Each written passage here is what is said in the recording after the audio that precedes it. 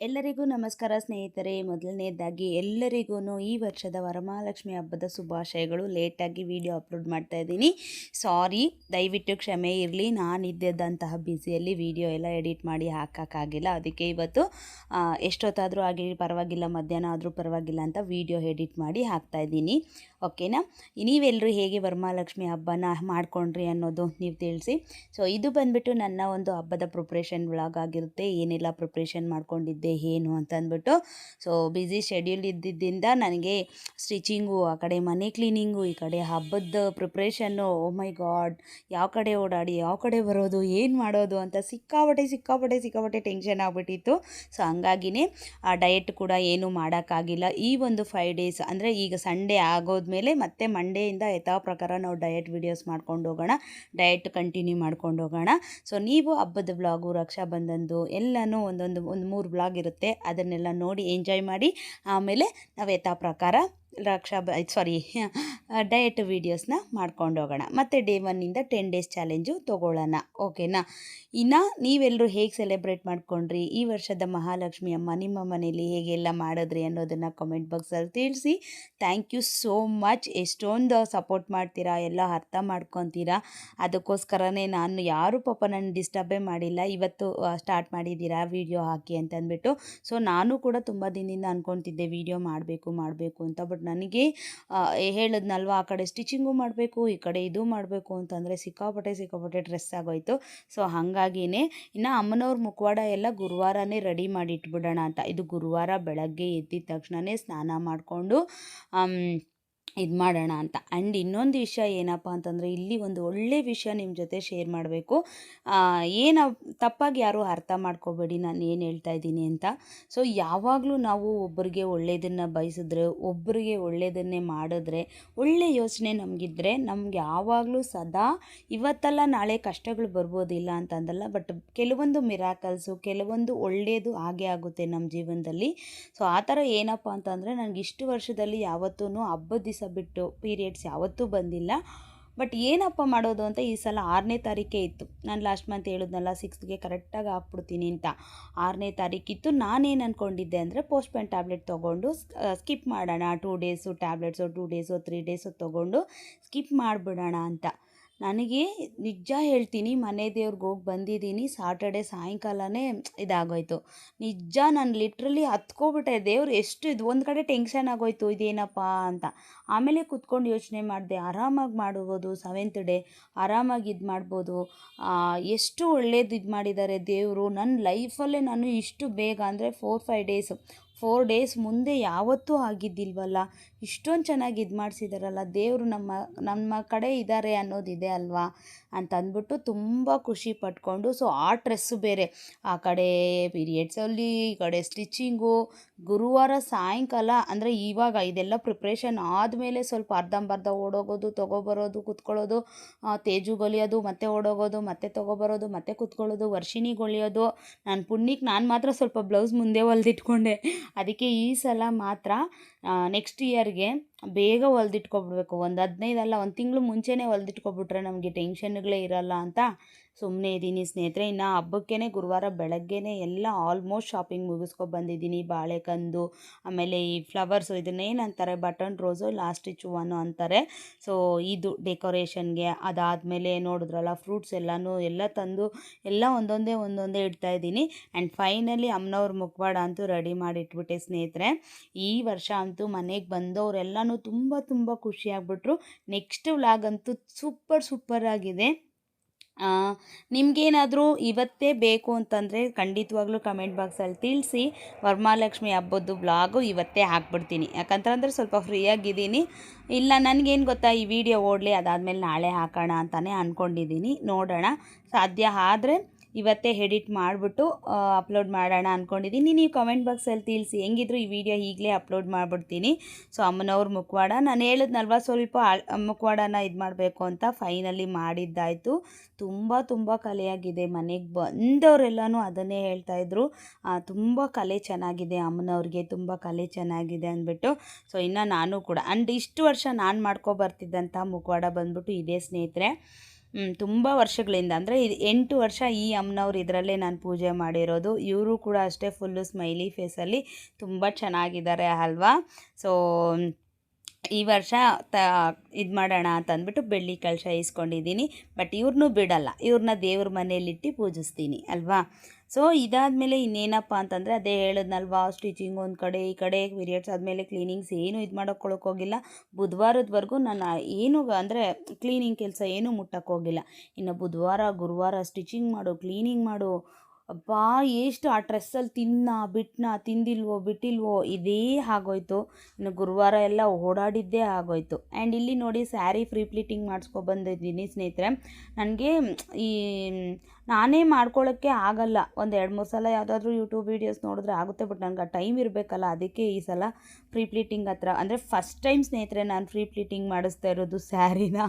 ಅಂದರೆ ನನಗೆ free pleating ಇದ್ದರೆ ತುಂಬ ಈಸಿಯಾಗಿ ಬೇಗ ಉಡ್ಸ್ಕೊಬೋದು ಅಂತ ಅಂದ್ಬಿಟ್ಟು.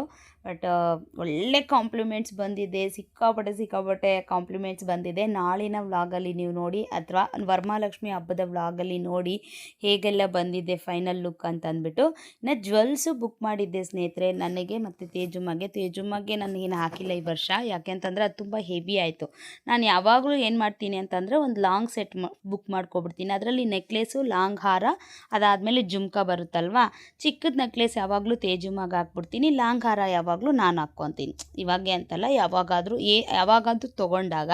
ಸೊ ಜುಮ್ಕಾ ನೋಡಿ ತುಂಬ ಚೆನ್ನಾಗಿದೆ ಅಲ್ವಾ, ನನಗಂತೂ ಸಖತ್ ಇಷ್ಟ ಆಯಿತು. ಜುಮ್ಕಾ ಅದರ ಜೊತೆಗೆ ನೆಕ್ಲೇಸು. ಇದು ನೋಡಿ ನೆಕ್ ಪೀಸ್ ಬಂದ್ಬಿಟ್ಟು ಇದು ಅವಳಿಗೆ ತುಂಬ ಹೆವಿ ಆಗಿಬಿಡುತ್ತೆ ಅಂತ ಅಂದ್ಬಿಟ್ಟು ಹಾಕಿಲ್ಲ ಸ್ನೇಹಿತರೆ. ಮೇ ಬಿ ಇನ್ನೊಂದು 2-3 ಇಯರ್ಸ್ಗಾದರೂ ಅವಳು ಹಾಕ್ಕೊತಾಳೆ. ನಾನು ಅವಳು ಹುಟ್ಟಿದಾಗಿಂದ ತೊಗೊಂಡಿರೋ ಜ್ಯುವೆಲ್ಸ್ ಎಲ್ಲನೂ ಒಂದೊಂದು ಈಗಲೂ ಹಾಕ್ತಾಯಿರ್ತೀನಿ, ನೆಕ್ ಪೀಸ್ ಎಲ್ಲ. ನಾವು ರೆಡಿ ಆಗೋದು ಸ್ನೇಹಿತರೆ, ನಾನು ನನ್ನ ಲೈಫಲ್ಲಿ ತುಂಬ ಖುಷಿಯಿಂದ ತುಂಬ ಚೆನ್ನಾಗಿ ರೆಡಿ ಆಗೋದು ಏನಪ್ಪ ಅಂತಂದರೆ, ಒಂದು ಯುಗಾದಿ, ವರಮಹಾಲಕ್ಷ್ಮಿ ಹಬ್ಬ, ದೀಪಾವಳಿ, ಇವು 3ಕ್ಕೆ ಸ್ನೇಹಿತರೆ ಅಷ್ಟೊಂದು ನಾನು ರೆಡಿಯಾಗಿ ಇಂಟ್ರೆಸ್ಟಾಗಿ ಇದು ಮಾಡೋದು ಅಂತಂದ್ರೆ ಇನ್ನು ಮಿಕ್ಕಿದ್ದೆಲ್ಲ ನಾರ್ಮಲಾಗೆ ಮಾಡ್ಕೊತೀವಿ, ಇಲ್ಲ ಅಂದಿಲ್ಲ. ಬಟ್ ತುಂಬ ಇಷ್ಟಪಟ್ಟು ರೆಡಿ ಆಗೋದು ಯುಗಾದಿ, ದೀಪಾವಳಿ, ದಸರಾನೂ ಅಷ್ಟು ಸಿಂಪಲ್ ಮಾಡ್ಕೊತೀವಿ. ಸಂಕ್ರಾಂತಿ ಮಾಮೂಲಿನೇ. ಬಟ್ ನನಗೆ ತುಂಬ ಇಷ್ಟ ಈ ಲಕ್ಷ್ಮಿ ಹಬ್ಬ ಅಂದರೆ ಅಷ್ಟು ಇಷ್ಟ. ನಮ್ಮ ಮನೇಲಿ ಲಕ್ಷ್ಮಿ ಹೆಂಗೋ ನಾವು ಮನೇಲಿರೋ ಲಕ್ಷ್ಮೀರು ಹಾಗೆ ರೆಡಿ ಆಗಬೇಕು ಅಂತಂದ್ಬಿಟ್ಟು ತುಂಬ ಮುತುವರ್ಜಿ ವಹಿಸಿ ತುಂಬ ಚೆನ್ನಾಗಿ ರೆಡಿ ಆಗ್ತೀನಿ. ಸೊ ಫೈನಲಿ ನೆಕ್ ಪೀಸ್ ಅಂತೂ ಚೆನ್ನಾಗಿದೆ ಸ್ನೇಹಿತರೆ, ನೋಡ್ತಾ ಇದ್ದೀರಲ್ವ, ತುಂಬ ಚೆನ್ನಾಗಿ ಬಂದಿದೆ. ಇದ್ರ ಪ್ರೈಸ್ ಬಂದ್ಬಿಟ್ಟು 700 ಚಿಲ್ಲರೆ ಇತ್ತು, 735 714 ಜ್ಞಾಪಕ ಆಗಿಲ್ಲ ಸರಿಯಾಗಿ. ಸೊ ನಾನು ಕೊಟ್ಟಿದ್ದು ಮಾತ್ರ 630 ಚಿಲ್ಲರೆ ಅನಿಸುತ್ತೆ. ತುಂಬ ಚೆನ್ನಾಗಿ ಬಂದಿದೆ. ನನಗಿದೊಂದು ಹಾಕ್ಕೊಂಡ್ರೆ ಸಾಕು, ಫುಲ್ ನೆಕ್ ಸಖತ್ತಾಗಿರುತ್ತೆ ಅಂತ ಅಂದ್ಬಿಟ್ಟು. ನನಗೆ ಈ ಥರ ಅಂತಂದರೆ ಈ ಮಿಕ್ಸ್ ಆಗಿರ್ಬಾರ್ದು. ಪ್ಲೈನ್ ಗೋಲ್ಡ್ ಜ್ಯುವೆಲ್ಸ್ ಅಂದರೆ ಸಿಕ್ಕಾಪಟ್ಟೆ ಇಷ್ಟ. ಈ ಟೆಂಪಲ್ ಜ್ಯುವೆಲರ್ ಅಂತಾರಲ್ಲ, ಟೆಂಪಲ್ ಜ್ಯುವೆಲರಿ ಆ ಥರ ಮ್ಯಾಟ್ ಫಿನಿಶಿಂಗು ಜ್ಯುವೆಲ್ಸ್ ಅಂದರೆ ತುಂಬ ಇಷ್ಟ ನನಗೆ. ಸೊ ಹಾಗಾಗಿನೇ ಇದು ತೊಗೊಂಡಿದ್ದೆ. ಪ್ರಿಪ್ರೇಷನ್ ಕತೆ ಯಾಕೆ ಹೇಳ್ತೀರಾ, ಅದೇ ಮಾಡ್ತಾಯಿದ್ದೀನಿ, ಓಡಾಡ್ತಾ ಇದ್ದೀನಿ. ಆಲ್ಮೋಸ್ಟ್ ವರ್ಕಿಂಗ್ ವುಮೆನ್ ಥರ. ವರ್ಕಿಂಗ್ ವುಮೆನ್ ಆದರೂ ಪರವಾಗಿಲ್ಲ, ಬೆಳಗ್ಗೆ ಕೆಲಸ, ಸಾಯಂಕಾಲಕ್ಕೆ ಮನೆಗೆ ಬಂದರೆ ಮುಗೀತು.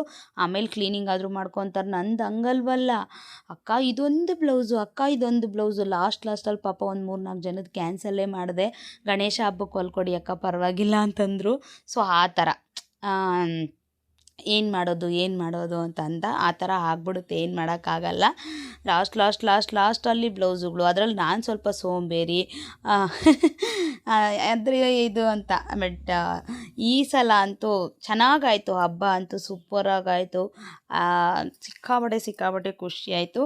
ಇನ್ನು ಫ್ರೆಂಡ್ ಮನೆಗೆ ನೈಟೇ ಅವ್ರ ಪಾಪ ವಾರದಿಂದ ಹೇಳ್ತಾಯಿದ್ರು, ನೀನು ಬಂದು ನಂಗೆ ಸ್ಯಾರಿ ಉಡ್ಸ್ಕೊಡ್ಲೇಬೇಕು, ದೇವ್ರಿಗೆ ಉಡ್ಸ್ಕೊಡ್ಲೇಬೇಕು ಅಂತ. ಪ್ರತಿ ವರ್ಷ ನಾನು ಯಾರಿಗಾದ್ರೂ ಕಮ್ಮಿ ಅಂದ್ರೂ ಒಬ್ರಿಗೋ ಇಲ್ಲಾಂದರೆ ಒಂದು 2-3 ಪ್ರತಿ ವರ್ಷ ವರಮಹಾಲಕ್ಷ್ಮಿ ಹಬ್ಬದಲ್ಲಿ ಫ್ರೆಂಡ್ಸ್ ಮನೆಗೆ ಹೋಗಿ ಸ್ಯಾರಿ ಉಡ್ಸ್ಬಿಟ್ಟು ಬರ್ತೀನಿ. ಓಕೆನಾ. ಇನ್ನು ತುಂಬ ಖುಷಿ ಕೊಡುತ್ತೆ ನನಗೆ, ನಮ್ಮ ಮನೇಲಿ ಉಡ್ಸ್ಕೊತೀನಿ ಪ್ರತಿ ವರ್ಷ ಅಷ್ಟೇ ಸ್ನೇಹಿತರೆ. ಯಾರಿಗಾದ್ರೂ ಒಬ್ರಿಗೋ ತುಂಬ ಚೆನ್ನಾಗಿ ಹೋಗಿ ಉಡ್ಸ್ಕೊಟ್ಬಿಟ್ಟು ಬರ್ತೀನಿ. ನನಗೆ ಖುಷಿ. ನಮ್ಮ ದೇವ್ರು ನಮ್ಮ ಕೈಯಿಂದ ಉಡ್ಸ್ಕೋಬೇಕು ಅಂತ ಅಂತಾರಲ್ವ ಅಂತ ಅಂದ್ಬಿಟ್ಟು ನಿಜವಾಗ್ಲೂ ಹಂಗೆ ಪುಟ್ಟಲಕ್ಷ್ಮಿ ಕುತ್ಕೊಂಡಂಗೆ ಚೆನ್ನಾಗಿತ್ತು. ಇಬ್ಬರು ಗುಡಿಸ್ಕೊಟ್ಟೆ, ಮೂರನೇವ್ರು ಗುಡಿಸ್ಕೊಟ್ಟಿದ್ದೆ. ಅಷ್ಟೊತ್ತಿಗೆ ಪೂಜಾರಿ ಅವ್ರು ಬಂದರು. ಅವರೇ ಉಡಿಸ್ಕೊಡ್ತೀರಾ ಅಂತ ಕೇಳಿದ್ರು. ಸರಿ ಅಂತ ಅವ್ರು ಉಡಿಸ್ಕೊಟ್ರು. ಬಟ್ ಇನ್ನೊಂದು ಮನೆಯಲ್ಲೂ ಮಾಡಿದ್ದೆ, ಆ ಮನೆಯಲ್ಲೂ ಅಷ್ಟೇ ಈ ಮನೆಯಲ್ಲೂ ಅಷ್ಟೇ ತುಂಬ ಅಂದರೆ ತುಂಬ ಚೆನ್ನಾಗಿ ಬಂದಿತ್ತು ಲಕ್ಷ್ಮೀ ದೇವಿ. ಸೂಪರಾಗಿತ್ತು. ಅವ್ರ ಮನೆಗೆ ಎಷ್ಟೊತ್ತಿಗೆ ಹೋಗಿದ್ದು, 8 ಗಂಟೆಗೆ ಹೋದವಳು. 8 ಅಲ್ಲ 9 ಗಂಟೆ, 9 ಗಂಟೆಗೆ ಹೋದವಳು. 9:30 ಆ ಟೈಮ್ಗೆ ಒಂದು ಅರ್ಧ ಗಂಟೆಲಿ ಉಡ್ಸ್ಕೊಟ್ಬಿಟ್ಟು ಬೇಗ ಬೇಗ ಬೇಗ ಬೇಗ ಬಂದೆ ಸ್ನೇಹಿತರೆ. ಲಕ್ಷ್ಮೀ ಹಬ್ಬ ಅಂದ್ರೇ ಹಿಂಗೆ ಅಲ್ವಾ. ಇನ್ನು ಡಯಟ್ ಬಗ್ಗೆ ಮಾತಾಡೋದಾದರೆ, ಸೋಮವಾರದಿಂದ ನಿಮ್ಗೆ ಯಥಾ ಪ್ರಕಾರ ಅಂದರೆ ಡೇ 1 ಸೋಮವಾರ ಸ್ಟಾರ್ಟ್ ಮಾಡ್ತೀನಿ. ಸೋಮವಾರದಿಂದ ಮಂಗಳವಾರ ನಿಮ್ಗೆ ವಿಡಿಯೋ ಬರುತ್ತೆ, ಓಕೆನಾ. ಯಥಾ ಪ್ರಕಾರ ಹೋಗ್ತಾ ಇರುತ್ತೆ, ಏನೆಲ್ಲ ಆಗುತ್ತೆ ಏನೆಲ್ಲ ಹೋಗುತ್ತೆ ನೀವೇ ನೋಡಿ, ಓಕೆನಾ. ಸೊ ನಾಳೆನೇ ವರಮಹಾಲಕ್ಷ್ಮಿದು ಹಾಕ್ತೀನಿ. ನಾಳೆ ವರಮಹಾಲಕ್ಷ್ಮಿದು, ಇವತ್ತು ರಕ್ಷಾ ಬಂಧನದಿರುತ್ತೆ, ಅದು ಸೋಮವಾರ ಬರುತ್ತೆ. ಮತ್ತು ಯಥಾ ಪ್ರಕಾರ ಸಂಡೇಯಿಂದ ಅದು ಮಂಡೇ ವ್ಲಾಗು ಡೇ 1 ಬಂದುಬಿಟ್ಟು ಡಯಟು ಮಂಗಳವಾರದಿಂದ ಬರುತ್ತೆ. ಸೊ ಚೆನ್ನಾಗಿರುತ್ತೆ. ದಿನ ಒಂದೊಂದು ರೆಗ್ಯುಲರಾಗಿ ವೀಡಿಯೋ ಬರೋ ಥರ ಇರಲಿ. ಸೊ ಫೈನಲಿ ಹಿಂಗೆ ಸ್ಯಾರಿ ಉಡಿಸ್ಕೊಟ್ಬಿಟ್ಟು ಬಂದೆ ಸ್ನೇಹಿತರೆ. ಇನ್ನು ಬಂದವಳು ನಮ್ಮ ಮನೇಲಿ ಅದು ಇದು ಅರ್ಧಂಬರ್ಧ ಎಲ್ಲ ಅಲ್ಲಲ್ಲೇ ಬಿಟ್ಟಿದ್ವಲ್ಲ. ಸೊ ಫಸ್ಟು ಬ್ಯಾಕ್ಗ್ರೌಂಡ್ ಡೆಕೋರೇಷನ್ ಇದು ಮಾಡ್ಕೊಬಿಡೋಣ, ಅದಾದಮೇಲೆ ಬೇಕಾದರೆ ಇದು ಮಾಡ್ಕೊಳ್ಳೋಣ ಅಂತ ಅಂದ್ಬಿಟ್ಟು 3 ಜನನೂ ಮಾಡ್ತಾಯಿದ್ದೀವಿ. ನಾನು, ನನ್ನ ಮಗ, ನಮ್ಮ ಮನೆಯವರು. ಪಾಪ ನಮ್ಮ ಮನೆಯವ್ರು ಬರ್ತಿದ್ದಂಗೆ ಈಗ ಆಲ್ರೆಡಿ ಅವ್ರು ಸ್ನಾನ ಮಾಡ್ಕೊಂಡು ರೆಡಿ ಆಗಿಬಿಟ್ಟಿದ್ದಾರೆ. ಅಂದರೆ ನೆಲ್ಲ ರೆಡಿ ಮಾಡೋದಕ್ಕೆ ಕೆಲಸದಿಂದ ಬಂದಿದ್ದೆ ರೆಡಿ ಸ್ನಾನ ಮಾಡ್ಕೊಂಡು ರೆಡಿ ಆಗಿಬಿಟ್ರು. ಸೊ ಅಂದರೆ ಬೆಳಗ್ಗೆ ಬ್ರಹ್ಮ ಮುಹೂರ್ತದಲ್ಲಿ ಅಂದರೆ 4 ಗಂಟೆಯಿಂದ 5 ಗಂಟೆ ಅಷ್ಟರೊಳಗಡೆ ಒಳ್ಳೆ ಟೈಮಿಂಗ್ಸು ನೀವು ಪೂಜೆ ಮಾಡಿಬಿಡ್ಬೇಕು ಅಂತ ಯಾರೋ ಹೇಳಿದ್ದು ನಾನು ಕೇಳ್ಪಟ್ಟೆ. ಒಳ್ಳೆಯದು ಆ ಟೈಮಲ್ಲಿ ಮಾಡಿದ್ರೆ ಅಂತ. ಸೊ ಹಾಗಾಗಿನೇ ಮಾಡಿಬಿಡೋಣ 4:30 to 5 4 to 5 ಒಳಗಡೆ ಮಾಡಿಬಿಡೋಣ ಪೂಜೆ ಅಂತ ಕರೆಕ್ಟಾಗಿ 4:40 ಅಷ್ಟರೊಳಗಡೆ ಆಗೋಯ್ತು.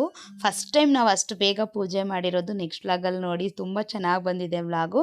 ಸೊ ನಾನಂತೂ ಸಿಂಪಲ್ಲಾಗಿ ಈ ಥರ ಬ್ಯಾಕ್ಗ್ರೌಂಡ್ ಡೆಕೋರೇಷನ್ ಮಾಡಿಕೊಂಡೆ. ನಿಮ್ಗೆ ಹೇಗೆ ಅನ್ನಿಸ್ತು ಏನು ಅನ್ನೋದು ನೋಡಿ.